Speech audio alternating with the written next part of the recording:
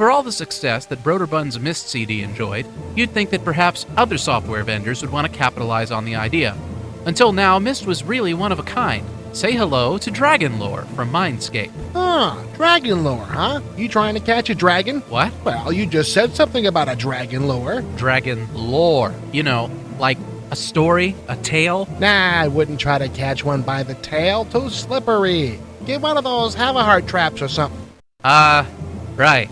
Anyway, you play the role of Werner von Wallenrod, the son of a famous dragon lord who realizes his destiny upon reaching young adulthood. In order to avenge his father's murder, Werner must set out on his own and find the assassin. Now, is this before or after he catches the dragon? I don't think he catches a dragon at all.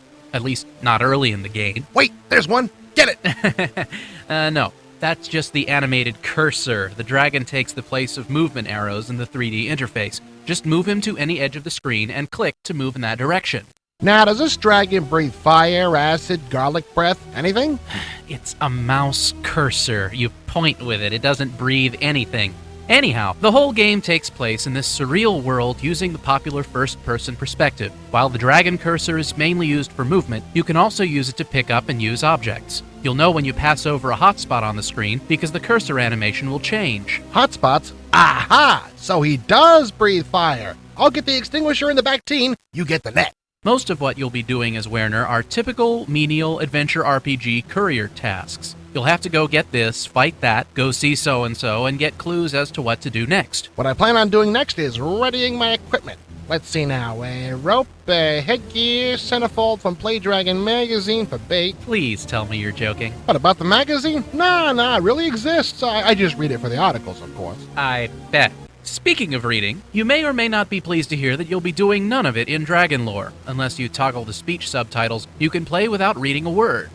Hey, isn't that your uncle? Hey, why are you swinging at him? Don't do that. He may be able to tell us where the dragons are. Actually, one of the neater features of Dragon Lore is the ability to mold your character alignment via problem solving. Here, I decide to take the violent route by killing my uncle and taking stuff. What if my uncle was supposed to be alive for an event later in the game? Well, I can still progress through Dragon Lore and even beat it, but I'll encounter certain problems later that will be more difficult because of my actions. Yeah, here's a problem. How the hell am I going to get that thing back home? It must weigh tons. Nobody knows what they weigh. They don't exist. This is a fantasy game. Most of the stuff in here isn't real. You sure?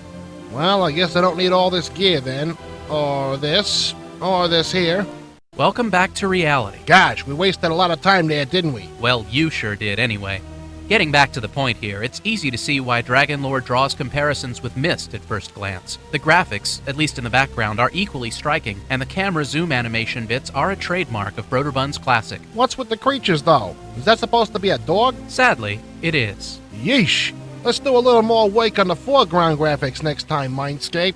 This is akin to drawing with crayon on embroidered stationery. Dragon Lore uses a, well, interesting combat system. Keeping with the mouse-only theme, you ready a weapon by placing it in your hand, and then right-click on different parts of the screen to perform different combat actions. High and low swings, blocks, and parries are all available and differ depending on the weapon you use. If you saw our preview a couple of months ago, you know about Werner's hair. Frankly, I think that's more dangerous than any sort of spear. I mean, just look at it, huh?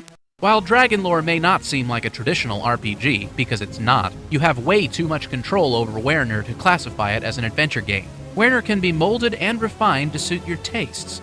Make him violent and disloyal, or the ultimate good guy. Everything about him is up to you. I wish everything else about the rest of the game was up to me too. There's not enough to do.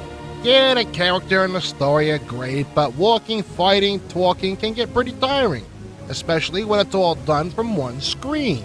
Dragon Lore's a good idea, but it needs refining. I hope they make a sequel. I'd sure play it.